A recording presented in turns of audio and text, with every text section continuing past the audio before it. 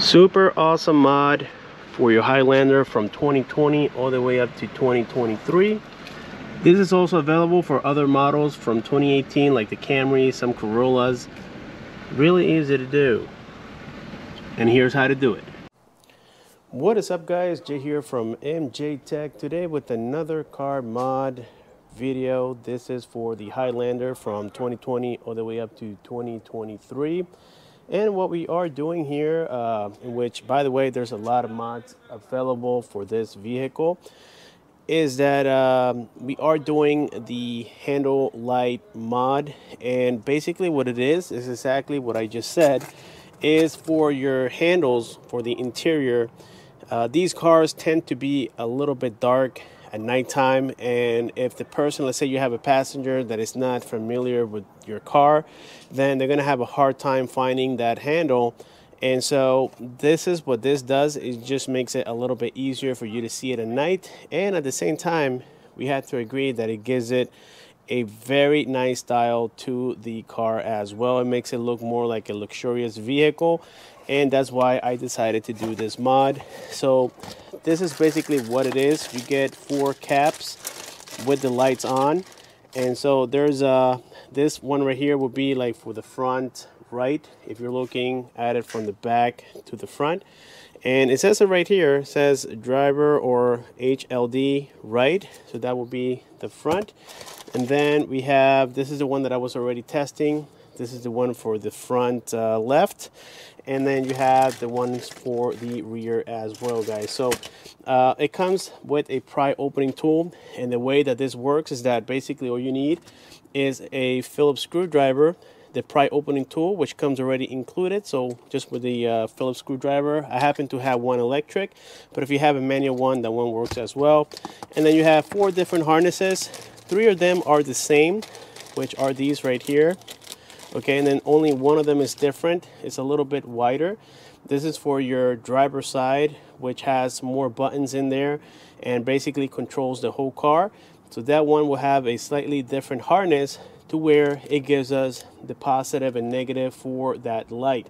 The cool part about this, guys, is that there's no wire cutting, there's no soldering, no nothing that you need to do. It's a plug and play 100%. So in this video, we're gonna start with the front driver's side, and then we're gonna do the rear driver's side, and of course it'll be the same process for the opposite side. So we're just going to do here 2 doors and then see how it looks at nighttime and if it's worth it or not. So let's grab our tools, and this is the front side. It is easier than you guys might anticipate. So first things first, we had to remove this cap at the top. This, you can apply a little bit of pressure. It has a very strong clip right here, which is the blue one. And so we took that out. Now our next step is to take out the old cap here for the handle. Underneath it, there's going to be a screw. So simply and gently pry it. Just be extra careful, guys. There we go. It comes off just like that. It is just held by 3 clips, 2 here and then 1 here. That's it. So let's set this aside. Now with our Phillips screwdriver, let's go ahead and remove that screw. There we go. Set it aside in a safe place. And now with this vehicle, this doesn't come apart. So you had to kind of like pull it here from this whole side at the very top of it. But before we get to that, let's go ahead and remove here the buttons or the control module, whatever you want to call it. And to do so, you have to use that pry opening tool and gently just lift up like so. Let's go all around it, and it'll come out just like this, guys. So far, you can't deny that the process has been very simple. Now, since we removed that screw, now we grab it from this opening here and kind of like pull a little. You don't have to completely take it apart, just pull on it a little bit so that it gives you some space between the door, the metal wall, and this plastic right here, this panel. So now we undo this right here. Now my advice, I almost made the terrible mistake, as you guys can see. I pinched the wire here to the point to where I almost cut it. That's because I ran the wire where the clip goes, and you shouldn't do that. Just do it here from the middle side. This is where the clips go. You have two in the back, one in the front. Do it on the middle side, and then just run the wire through, and you will see it here at the bottom. You can see it right here. Just pass it through, and you guys won't believe that we are actually almost done. Now clip this back together. Let's not forget about the screw. Let's put it on there. There we go. Now we simply pull on the wire gently. Keep pulling on the wire so that you remove that excess wire on there, like so. And now we simply clip this on here, and boom, that's done. Now all the work will be at the bottom here. Remember guys that I told you that there's one harness that tends to be a little bit wider. That's the one that gets connected on here. So basically what you do is you remove this harness, okay, like so, and then you connect the factory harness to the harness included with this light, okay. Now this piece will get connected back on here, okay, like so.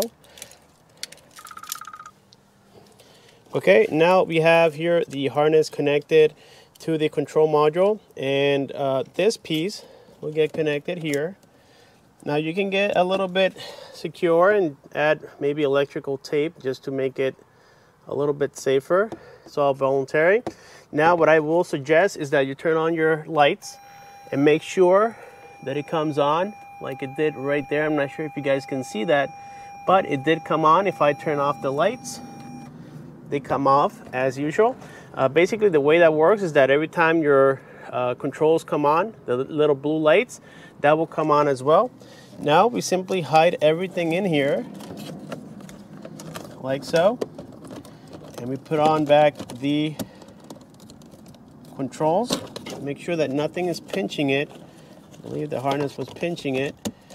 There we go guys, and voila, we just did the driver's side door.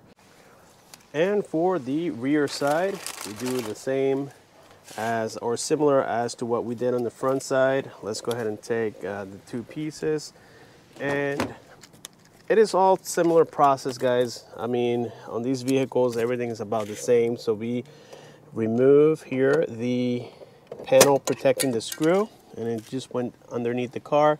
The only difference is that this one doesn't have that trim on the right side like we saw here on this vehicle on the front side.